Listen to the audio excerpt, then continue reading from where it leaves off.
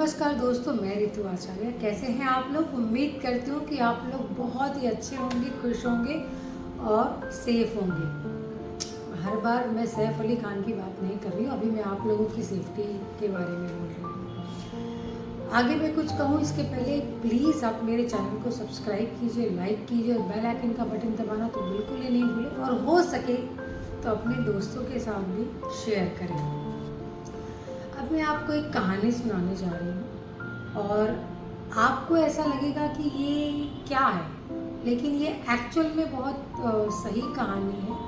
ये एक true story है और जिनकी ट्रू स्टोरी उनका मैं नाम मेंशन नहीं कर सकती क्योंकि बहुत करीबी मेरे दोस्त हैं, तो मैं उनका नाम मेंशन नहीं करना चाहूँगी।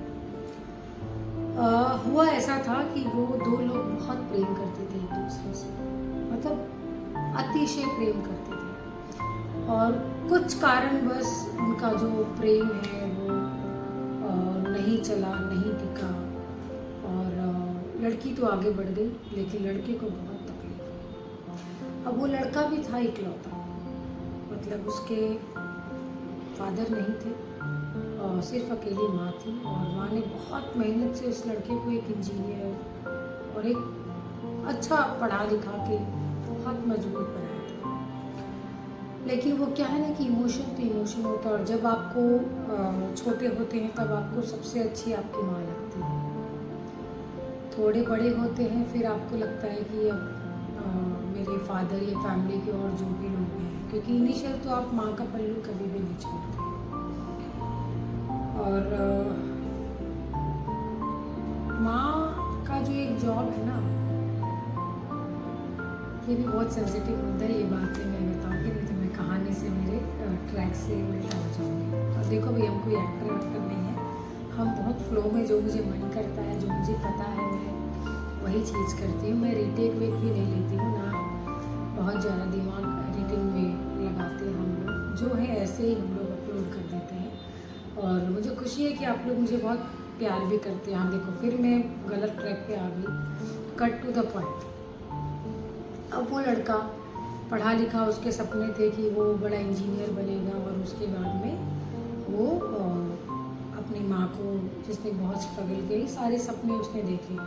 लेकिन वो जो एक इमोशन वाला पॉइंट होता है ना, तो मुझे लगता है कि लड़कियाँ थोड़ी ज़्यादा स्ट्रॉन्ग है, वो ईजिली आगे बढ़ जाती है, लड़के नहीं बढ़ पाते हैं। तो लड़का झेल नहीं पाया उस चीज़ को, बहुत कोशिश की उसने लेकिन वो झेल नहीं पाया, और लास्ट में उसने कोशिश की आत्महत्या करने की, कि अब तो मुझे जीना ही नहीं है, क्योंकि उसको कुछ दिखाई ही नहीं दे रहा था। वो बहुत सच्चा प्यार करता था और काफ़ी सालों से वो अटैच थे, तो ये बहुत बड़ा झटका था उसके लिए।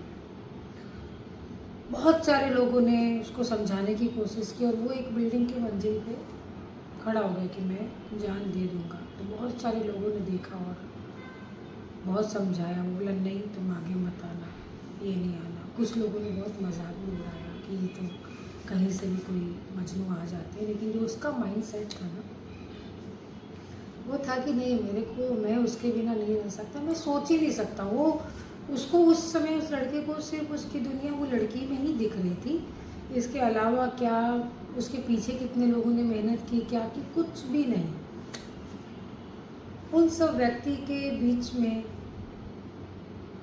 पता चला तो एक समझदार व्यक्ति थे, मैं उनका भी नाम नहीं लूँगी। उन्होंने बोला कि ठीक है तुम मर जाना। जब ये बोला ना, तब वो तैयार हुआ उससे बात करने के लिए। उसने बोला हाँ ठीक है तुम मर जाना, मुझे कोई प्रॉब्लम नहीं है, मैं समझ रहा हूँ कि तुमको इतना दुख है कि तुमको मरना ही चाहिए, तुम मर ही जाना, लेकिन मरने के पहले सिर्फ एक काम कर लो। तो उसको लगा कि यार कैसा आदमी है, मुझे मरने को तो बोल रहा है लेकिन इसके साथ साथ काम दे रहा है। तो उसको थोड़ा सा, क्योंकि पढ़ा लिखा भी लड़का था, समझदार था, कोई बेवकूफ़ नहीं था, और उस जोन से थोड़ा किसी ने, क्योंकि अब तक जो लोग बोल रहे थे मत करो मत करो मत करो, तो उसके दिमाग में था कि भाई ना बोल रहा है तो करना ही है मुझे, वो माइंडसेट था। ये सब ना साइकोलॉजिकली का भी बहुत असर पड़ता है, खेल होता है। उस व्यक्ति ने उसको बोला कि एक पेन और पेपर लो, और पूछा पहले कि भाई कौन कौन है तुम्हारे घर में। तो उसको लगा कि क्या बकवास हो रहा है। उसने बोला मेरी माँ है। तो बोला अच्छा ठीक है। तो बोला ठीक है, अब तो तुम मरने ही वाले हो, क्योंकि तुमने तय कर लिया है कि तुमको मरना ही है। तो जाते जाते अपनी माँ के नाम एक खत लिख दो, एक शुक्रिया कर दो, तुम्हारी माँ ने अब तक तुम्हारे लिए क्या क्या किया है। तो एक लेटर लिख दो और मुझे अपना पता बता दो, मैं ये चिट्ठी तुम्हारी माँ तक पहुँचा दूँगा और फिर तुम चैन से मरो। और ये जो भीड़ तुमको बचाने में लगी है, मैं इन सब भीड़ को ऐसे करके रोक लूँगा और तुम आराम से मर जाना। तब उसको झटका लगा कि हाँ, फिर उसको लगा कि हाँ सही बोल रहा है आदमी, तो मुझे एटलीस्ट मेरी माँ को, उसका कोई है नहीं आगे पीछे मेरे सिवाय। फिर वो लड़का चिट्ठी लिखने बैठता है और वो शुरुआत करता है कि प्रिय माँ, बहुत सारा धन्यवाद। फिर उसको याद आता है कि कैसे वो गिर जाता था, उसके चोट लगने पे उसकी माँ उसको मरहम लगाती थी और बच्चा तो चुप हो जाता था, लेकिन माँ रोती ही रहती थी कि उसके बेटे को इतना ज़ोर से चोट लग गया। फिर बहुत सारे ऐसे वाक़ये उसके फ्लैशबैक में दौड़ रहे थे कि कैसे उसकी स्कूल की फ़ीस, उसको जो भी चाहिए होता था तो उसकी मम्मी उसको ला के देती थी। शायद जिस दिन वो मांगता था उस दिन नहीं लाती थी, लेकिन दूसरे दिन कहीं ना कहीं से वो उसका इंतज़ाम करके लाती थी। उसकी माँ अकेली ही वॉरियर थी, अकेली ही उसकी माँ थे, पापा थे, मतलब वहाँ ही उसकी माँ बाप दोस्त भाई बहन, आप कुछ भी समझ लो आप।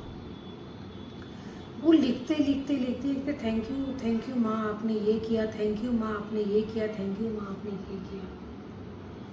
और फिर उसने लिखा कि माँ मैं अब जा रहा हूँ और मैं अब मरने वाला हूँ, मुझे पता है कि आप फिर उसको वो रियलाइज़ होता है और वो देखता है कि मेरी माँ ने अब तक मेरे लिए अनगिनत चीज़ें की हैं, अनगिनत। किस किस चीज़ का वो थैंक यू बोलेगा। और वो आज जान देने जा रहे हैं किसके लिए? एक ब्रेकअप के लिए। और उसने ये देखा कि अब तक उसने अपनी माँ के लिए कभी कुछ नहीं किया, क्योंकि अभी तो डिग्री आई थी, अभी तो ज़िंदगी अच्छी होनी थी, अब तो उसको नौकरी लगना था, अब तो उसने जो सोचा था अपनी माँ के लिए बचपन के स्ट्रगल को देख के, अब वो समय था उन सपनों को पूरा करने का। फिर क्या, उसके आँख से आंसू जो बहे बहे, बहुत रोया बहुत रोया और उस इंसान को थैंक यू बोला और भागता गया, भाग के अपने घर पहुंचा और अपनी माँ को गले से लगा लिया और बोला थैंक यू माँ, तुमने जो भी आज तक किया है मेरे लिए।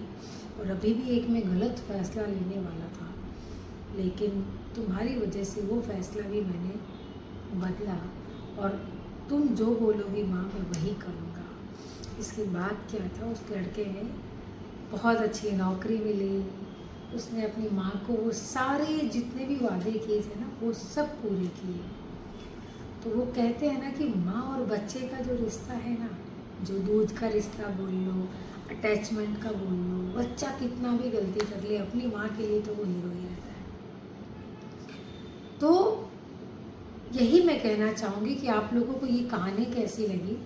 और बहुत सारे जो यूथ हैं वो लोग किसी न किसी छोटी सी बात पे डिप्रेस हो जाते हैं, वो नहीं होइए। आप सोचिए कि एक आपके होने से आपकी लाइफ में, आपके अड़ोस पड़ोस की लाइफ में क्या फ़र्क पड़ता है और एक आपके ना होने के बाद क्या फ़र्क पड़ता है, तो आप एक सही फैसला ले पाएंगे। अब तक के लिए इतना ही। धन्यवाद मुझे सुनने के लिए। और हाँ, मेरे चैनल को सब्सक्राइब करना ना भूलें। जय हिंद, जय भारत।